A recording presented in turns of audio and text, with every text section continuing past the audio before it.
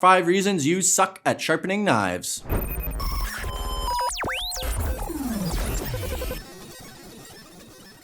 You're using the wrong grit of stone. 9 times out of 10, we find people are using too high a grit of stone because they're afraid that they're going to damage or remove too much steel from their knife using a low grit stone. You might be surprised at how much effort it takes to remove an excess material from your knife. 90% of the work that you do sharpening your knife is going to be achieved on this low grit stone, reshaping and creating your new cutting edge. If this edge is not created properly, it doesn't matter how much you polish on a high grit stone, you're just going to end up with a shiny, dull knife.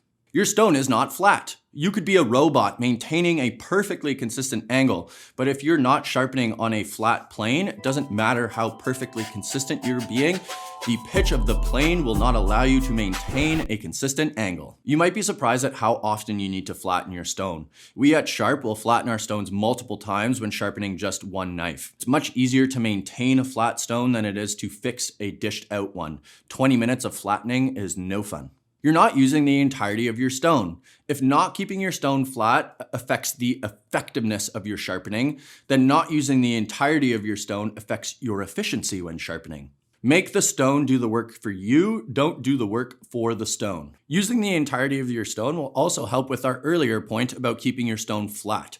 If you use more of the surface area of your stone, it will wear more evenly and you won't have to flatten your stone as frequently. This will also save you money and time because you're not having to flatten away parts of your stone that could have been used to sharpen your knife. You can use all this extra time and money to buy a new video game and play it all night. You're using the wrong hand pressure. This could either be too much pressure or too little pressure. On our low grit stones, you should be applying a good amount of pressure to help you quickly and efficiently reshape your edge.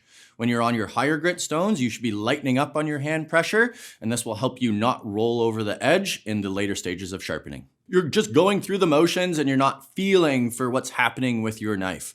You may be a beginner sharpener and you may be watching all sorts of videos on sharpening.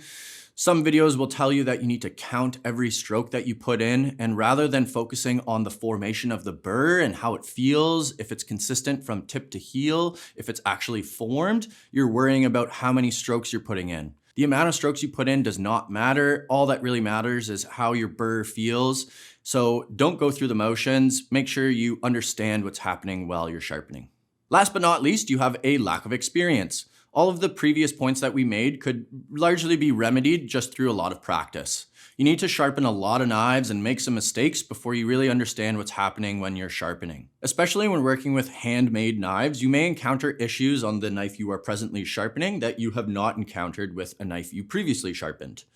Handmade knives will often have little waves or bends to them. They'll have high spots or low spots in the bevels. The core steel may not be perfectly centered, and you may be working with a profile that's not perfect. Knowing what issues need to be addressed right away and knowing what issues will work themselves out over time is only going to come with experience. There you have it, guys. That's why you suck at sharpening. Now it's time to stop watching sharpening videos and go sharpen some frickin' knives. Your stone is not flat. But you might be surprised at how much effort it takes to remove too much knife from your stone. My gosh!